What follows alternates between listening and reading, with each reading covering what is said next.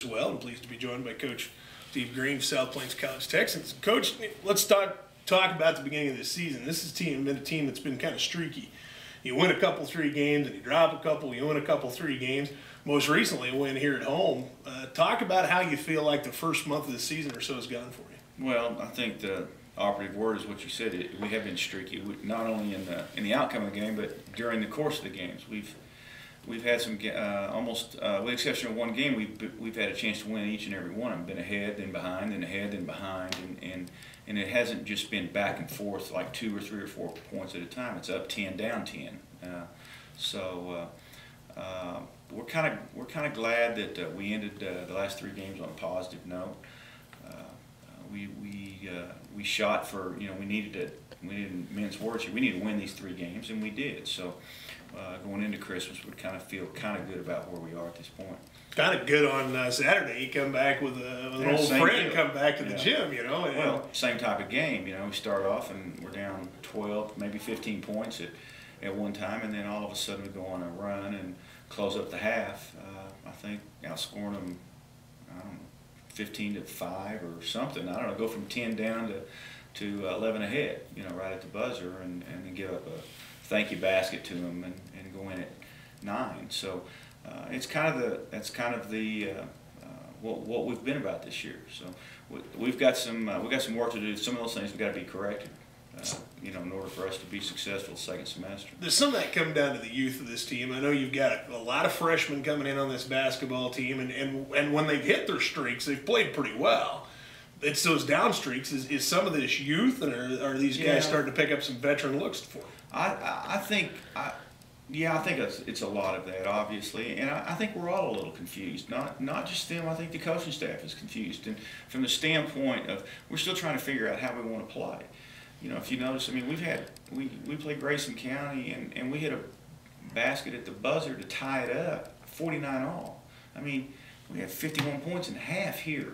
So we're struggling to try to figure out what's the best way to play. And so we've tried to kind of push it a little bit, go a little bit more up tempo and what have you, giving up more points but scoring more points. So we haven't really found our identity yet. I've been saying that each and every day in practice, and part of the reason is because we haven't had the consistency from from players each and every day. On a really, really good team, almost every day, your best player is your best player in practice as well.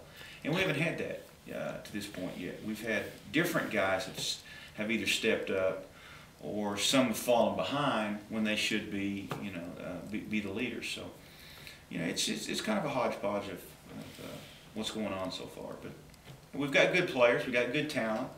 Hopefully, we learned something in these last 3 games that we can build on. A lot of these lessons you've learned on the road as well. You don't get a lot of home games front half of the schedule. Does that make this an easier thing while you're learning lessons, or a tougher thing?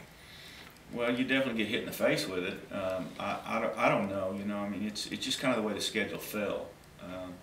You can make all sorts of excuses and reasons why this has happened and that's happened, but the fact of the matter is you have to go play the basketball game no matter where it is. And so, did I intentionally schedule it like this? No, not really. We had some people that canceled on us that couldn't come this year.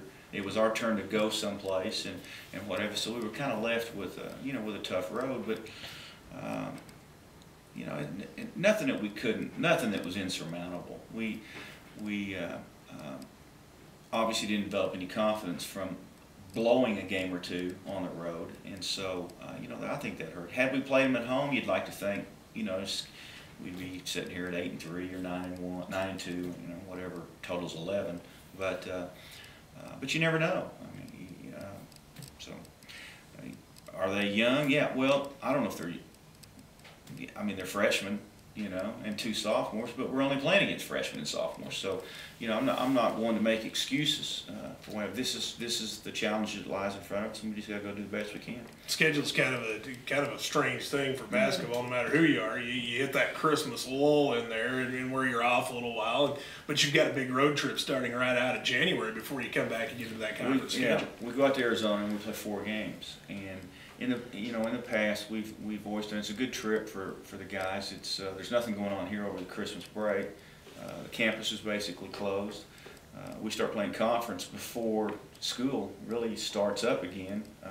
So you know, you look for things like this, and I don't think just coming back and practicing is.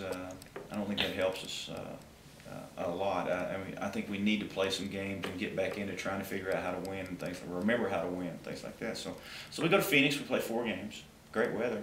Yeah, you can't beat the climate. No, you should go along. That's probably all right. But you know, against 4 pretty good teams in Arizona, and we play all 4 of them on their home floor. So here we go again. Well, it's got to be a good thing with that tournament, though. Or it's not a tournament. It's just the 4-game stretch. Yeah. The clock is stopped on school, and that has to help a little bit. These guys aren't missing a bunch of classes to go field this tournament. They're able to get out and work on basketball. Of course, they get to start educational back up when they get back, but got to be nice not to fall into that category.